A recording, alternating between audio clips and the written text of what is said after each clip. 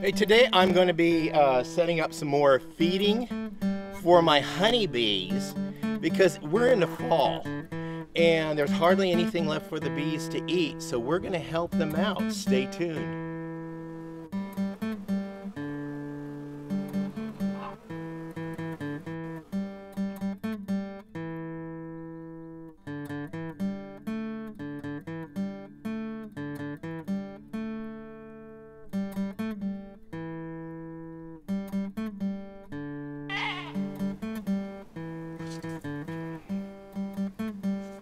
Hey folks, welcome back to Pine Meadows Hobby Farm. I'm your host, Jerry Hanson. I'm back here by my little hive setup I have in the corner of my garden. I'm going to feed these girls because it is fall and the nectar isn't flowing, but these girls need all the help they can get to lay up and store through the winter months. They'll store up all they'll turn the sugar water that I'll be making into honey, and they'll be eating off of that honey throughout the winter months.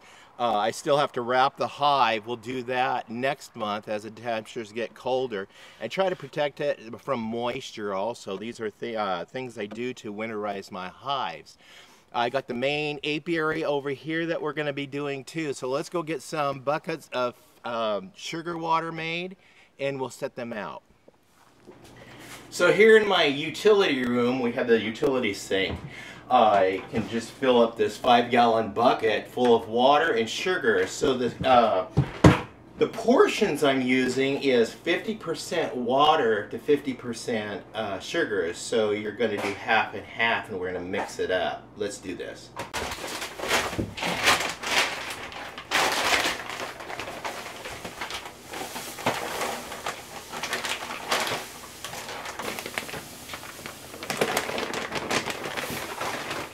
And now nothing fancy, we're just going to add warm water to this because it'll emulsify a lot easier in warm water.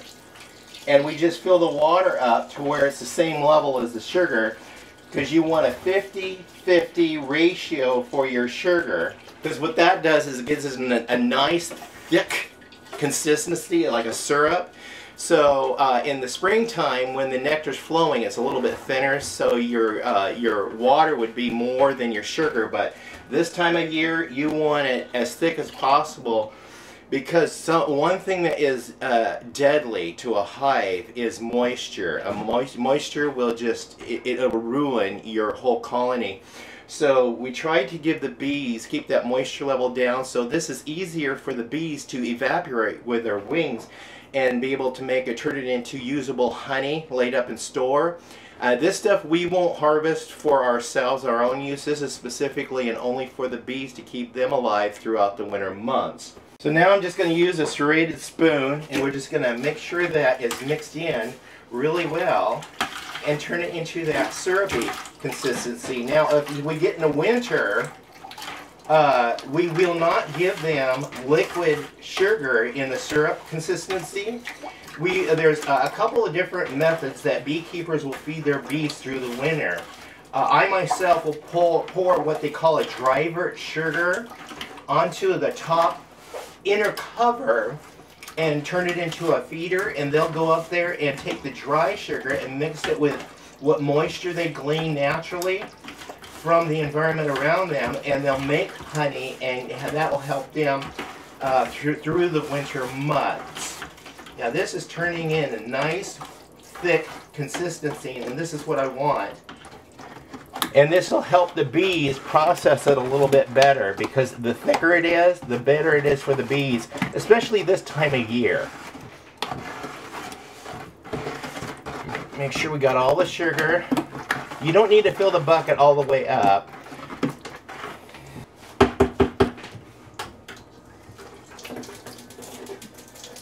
Rinse this off.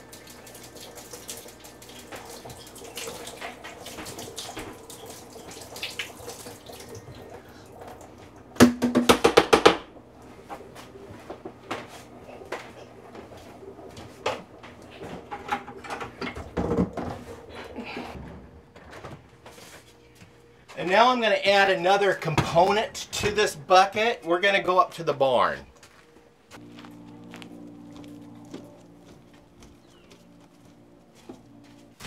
And in here, we're just going to grab a handful of straw. Yep, here's my bale of straw. Just get about that much, that's all you need. And then we're just going to go back down to the bucket.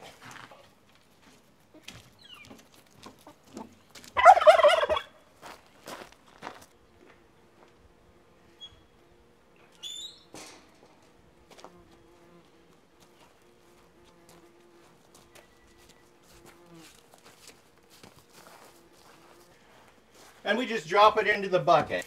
And that straw will just float on the top, so when the bees come in and land on that, they can go in through the middle of the straw and suck up the sugar.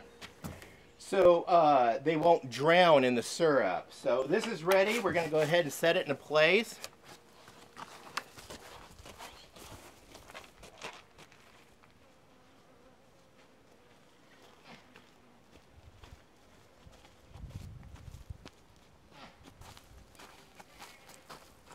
I'm just going to set it right here in front of the beehive. And look at it, it's attracting a bee already. Now once a bee from here discovers that the food is right here, they're going to identify it where it's at. The bee's going to go back into the hive and do what they call the wiggle dance. It'll be a figure-8 dance. And she'll show the other ladies in there where and how far the food source is. So pretty soon this will be swarming with not only bees from this hive, it's going to be swarming with feral bees that live in hollow trees around us. So as you can see, there's nothing fancy, just a 5-gallon bucket, 50% sugar, 50% water, and some straw to float on top. Nothing fancy to buy.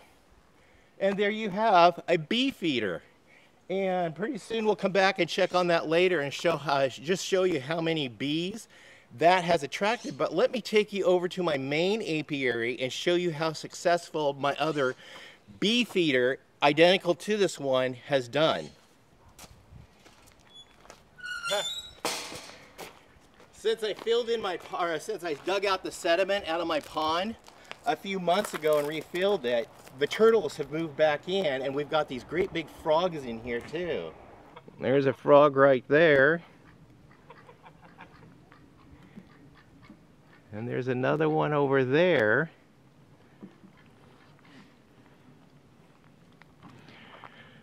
And every once in a while I can see the little turtle head poking up out of there and looking at me. Yep, it's a pleasure having this feature in my backyard. Okay, let me show you the apiary and how well that other bee feeder is doing.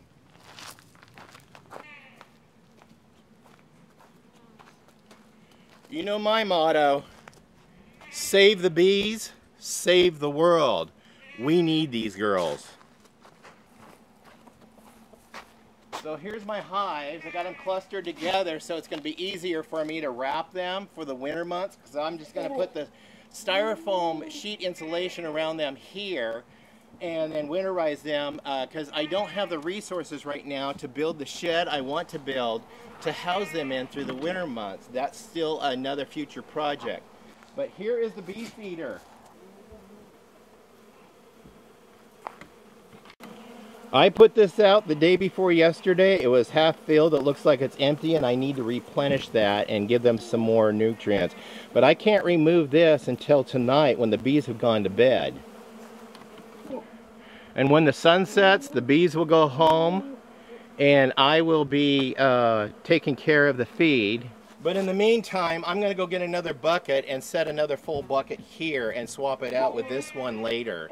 Like I said, when the sun sets, the bees will go home, go to bed, and they'll have the food ready for them in the morning. So I'm going to go ahead and do that. And we'll come back in another episode, and then we'll do an update and share with you guys how fantastic of a job these simple little 5-gallon buckets with sugar and water and straw do. Nothing fancy. Nothing fancy. And if you guys have a bee tree in your backyard, yeah, try it. Feed the bees, and you'll help them save the world. We need them. Well, I'm your host, Jerry Hanson. This is Pine Meadows Hobby Farm in my Homestead beekeeping series in the apiary. I've got 8 hives here. 1, 2, 3, 4, 5, 6, 7, and then another one back there.